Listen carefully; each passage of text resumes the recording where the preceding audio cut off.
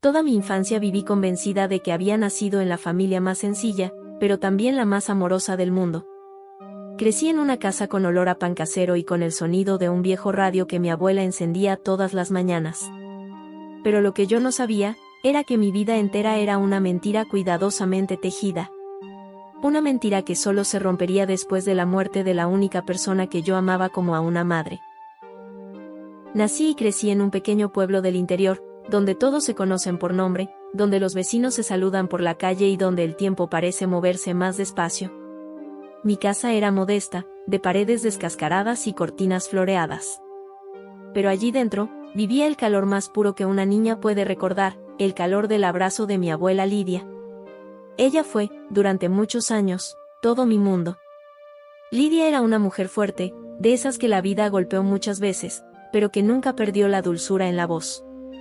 Tenía las manos ásperas de tanto lavar ropa y una voz suave que cantaba boleros mientras cocinaba arroz con leche. Cada tarde, cuando yo regresaba de la escuela, me esperaba con una merienda y una sonrisa. Nunca conocí a mis padres. Pero para mí, eso no era un problema. Cuando preguntaba por ellos, mi abuela me respondía siempre lo mismo. Mi niña, tus padres ya no están con nosotros. Están en el cielo. Tú eres un regalo que ellos me dejaron. Un regalo que yo cuido con todo mi corazón. Y yo le creía. Porque cuando una niña recibe amor, no necesita más explicaciones.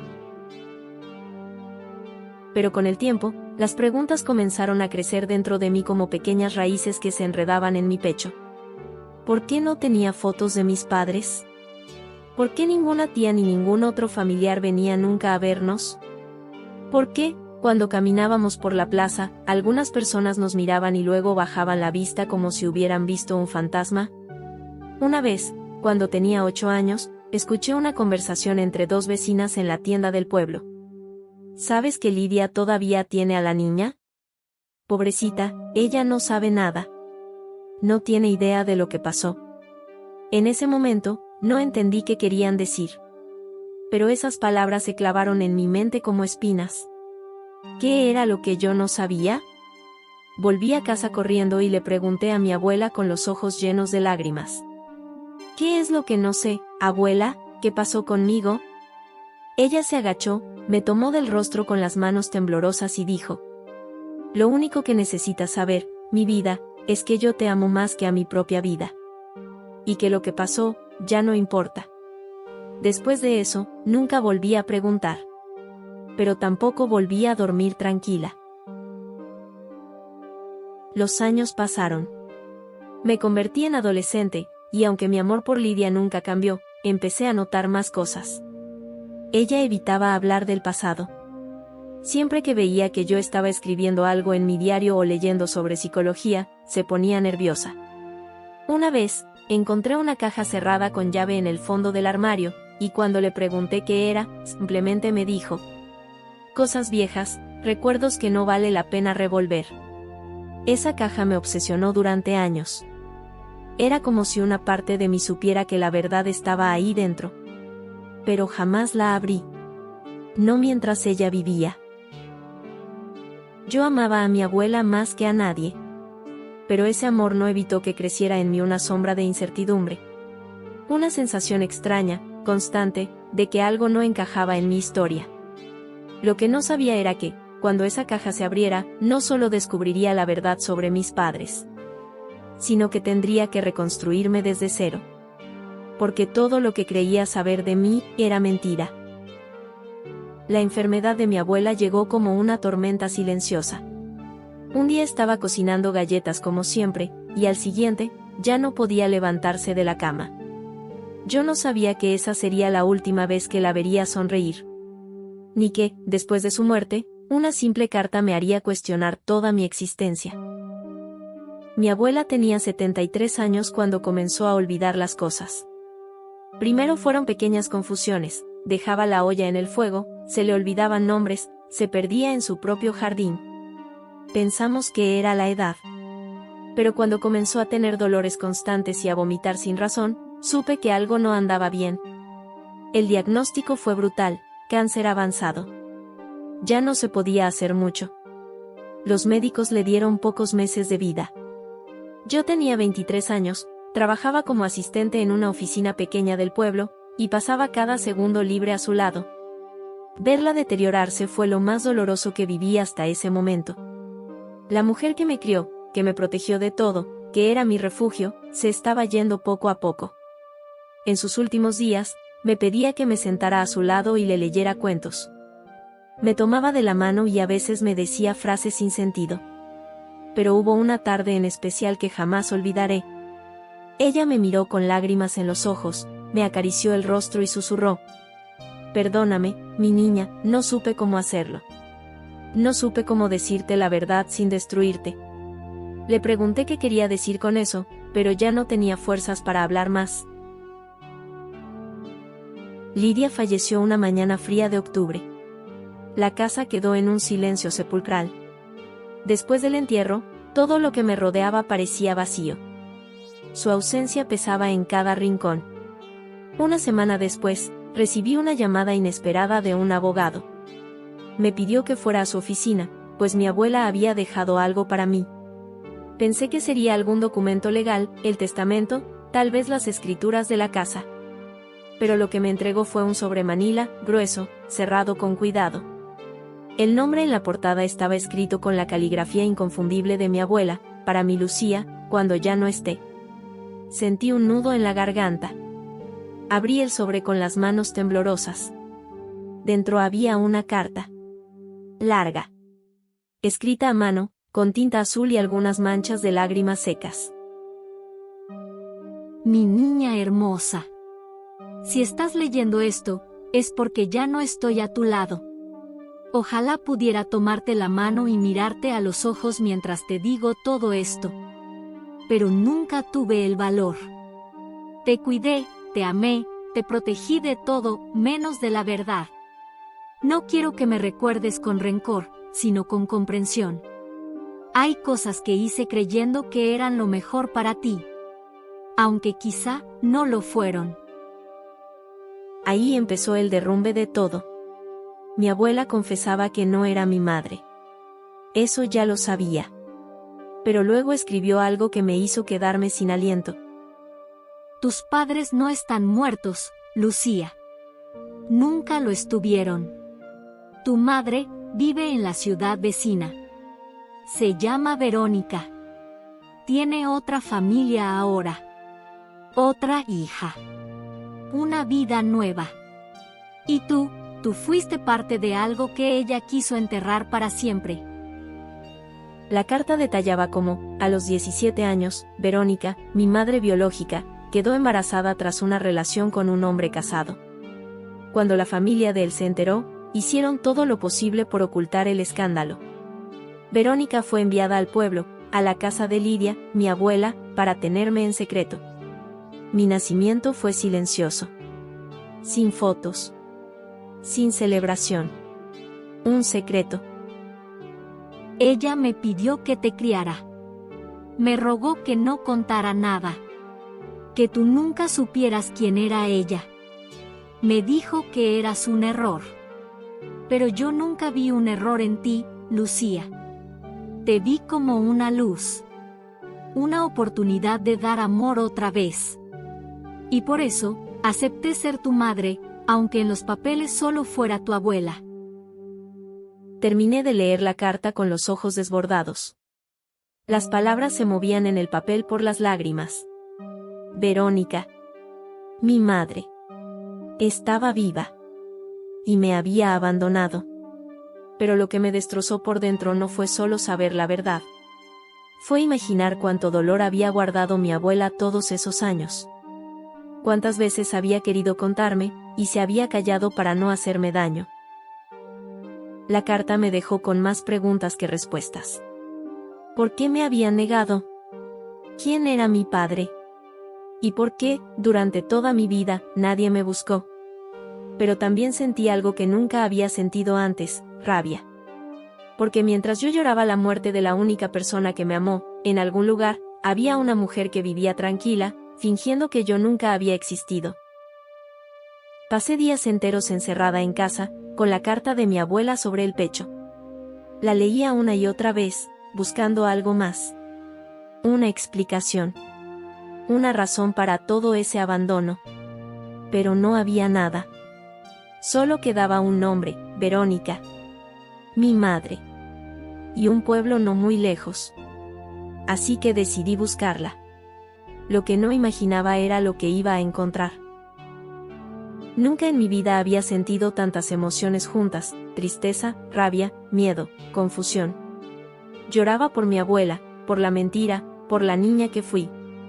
Pero sobre todo, lloraba por no saber quién era yo realmente. Pasé noches enteras sin dormir, con la mente girando como un torbellino. Hasta que una mañana, sin pensarlo demasiado, metí la carta en mi bolso, tomé un bus y me fui al pueblo vecino. La carta mencionaba el nombre del barrio donde Verónica vivía, Altos del Sol, un lugar de clase media, con casas alineadas y parques tranquilos. Apenas llegué, sentí un escalofrío. Me parecía imposible que ella hubiera estado tan cerca todo este tiempo. A unos pocos kilómetros, viviendo su vida como si yo no existiera. Pregunté en la panadería de la esquina. Mostré una foto antigua que había encontrado entre las cosas de mi abuela, de una joven que yo ahora sabía que era mi madre. El panadero la reconoció enseguida. Ah, sí, claro. Verónica. Vive en la Casa Blanca con rejas azules, justo al final de la cuadra. Tiene una niña pequeña, debe tener como 10 años. 10 años. Una hija. Una hermana. Me quedé helada. ¿Ella sí tuvo derecho a crecer con su madre? ¿A tener una familia normal? ¿Y yo qué fui? ¿Un error que se esconde? Caminé hasta la casa. Era linda, ordenada, con un pequeño jardín lleno de flores. Parecía una postal de felicidad. Y por primera vez en mi vida, sentí algo oscuro crecer dentro de mí, resentimiento. Me quedé de pie frente a la reja por varios minutos. El corazón me latía tan fuerte que me costaba respirar. Iba a tocar el timbre, pero entonces, la puerta se abrió. Allí estaba ella. Verónica. Más mayor, claro. Pero era imposible no reconocerla. Su rostro, era como verme a mí misma en el espejo. Tenía mis mismos ojos. Mis mismos labios. La misma forma de fruncir el ceño. Me miró. Y en ese instante, supo quién era yo. ¿Lucía? Susurró, sin aliento. Yo no dije nada. No podía. Estaba paralizada. Ella salió del portón como si flotara, como si caminara sobre un sueño del que no quería despertar. No puede ser, no puede ser. Y entonces, algo en su rostro cambió. Lo que vi no fue alegría, ni emoción. Fue miedo. ¿Qué haces aquí? No fue un, te he echado de menos, ni un, perdóname. Fue una pregunta cargada de angustia. Como si mi presencia pusiera en peligro su mundo perfecto. Quiero respuestas. Le dije. ¿Respuestas? Repitió ella, mirando hacia los lados, nerviosa. No deberías haber venido. Esa frase me rompió en 1000 pedazos. No un abrazo. No una lágrima. No una señal de arrepentimiento. Solo un intento desesperado por mantener oculta la verdad. Como si yo todavía fuera un secreto que podía guardarse bajo llave. ¿Por qué me dejaste, Verónica? ¿Por qué me borraste de tu vida? Ella tragó saliva. Estaba pálida. Yo era una niña. Estaba sola. No podía criar a una hija. No tenía apoyo, no tenía nada. Tu nacimiento fue un error del que intenté escapar. La palabra error me golpeó como una cachetada. Yo no soy un error. Grité, con los ojos llenos de lágrimas. Soy tu hija. Ella se echó a llorar. Pero sus lágrimas no me conmovieron. Tienes que irte. Mi familia no sabe nada. Mi esposo, mi hija, nadie. Si descubren esto, mi vida se derrumba. Y ahí lo entendí todo. Ella no me rechazaba por odio. Me rechazaba por miedo. Porque yo era la prueba viva de su vergüenza. De su pasado sucio. Yo era la grieta en la fachada perfecta que construyó durante años. Me fui caminando, sin mirar atrás. Con los pies arrastrando el dolor y la dignidad. Verónica no era mi madre. No en el sentido real. La única que me cuidó, que me amó, que me dio un hogar, fue Lidia. Y ella ya no estaba. Ahora solo me quedaba el vacío. Y la necesidad de reconstruirme desde los pedazos de una mentira. Después de aquella conversación con Verónica, juré no volver a buscarla. Pero las preguntas no me dejaban en paz. Si ella no quiso criarme, ¿y mi padre? ¿Quién era él? ¿Sabía que yo existía? ¿También me había abandonado? Necesitaba saber. Aunque eso significara escarbar más en un pasado podrido. Aunque doliera. Volví a casa destruida. La figura de Verónica cerrándome la puerta todavía me perseguía en la cabeza. Pasé días sin hablar con nadie, sin responder mensajes, apenas comiendo. Solo pensaba en lo mismo, ¿quién era mi padre? Revisé la carta de mi abuela una y otra vez. Ella no había dicho su nombre, pero había dejado una pista. No sé si él supo alguna vez de tu existencia. Verónica lo ocultó todo. Solo recuerdo que trabajaba como médico en la capital. Era un hombre mayor, influyente. Muy casado. Eso era todo lo que tenía. Una profesión, una ciudad, y un secreto de hace más de 2 décadas. Era como buscar una aguja en un pajar. Pero algo dentro de mí me empujaba a seguir. A no quedarme con las dudas. Yo merecía saber de dónde venía. Fui a la capital. Visité el hospital público principal. Me presenté como estudiante de periodismo haciendo una investigación sobre médicos jubilados. Era mentira, claro, pero necesitaba que me dejaran ver archivos antiguos. Estuve horas revisando registros de personal. Hasta que un nombre me llamó la atención, Dr. Mauricio Elías Gutiérrez. No sé explicar por qué me detuve en ese nombre. Tal vez por su rostro en una foto de archivo, alto, imponente, con una sonrisa forzada. O por lo que decía su ficha, jefe de cirugía, jubilado en 2004. Coincidía con el año en que nací. Tomé nota del nombre y la dirección del hospital privado donde trabajó después. Fui allí, pregunté. Me dijeron que se había retirado hacía años, pero que seguía viviendo en la ciudad. Conseguí su dirección. Me temblaban las manos. Estaba a punto de enfrentar al hombre que podía ser mi padre. Toqué el timbre. Me abrió una mujer joven, probablemente una empleada doméstica. Le dije que venía a hablar con el doctor Gutiérrez, que era importante. ¿De parte de quién?, preguntó ella, recelosa. Dígale que es, sobre Verónica. De hace muchos años. Sus ojos se agrandaron. Me hizo pasar. Esperé en un salón elegante, frío, lleno de cuadros caros y sillones impecables. Todo olía a poder. A distancia. A vidas demasiado ordenadas. Minutos después, apareció él. Mauricio Gutiérrez. Ya mayor, cabello blanco, espalda recta. Me miró con desconfianza. ¿Quién eres tú? Me paré. Respiré hondo. Mi nombre es Lucía.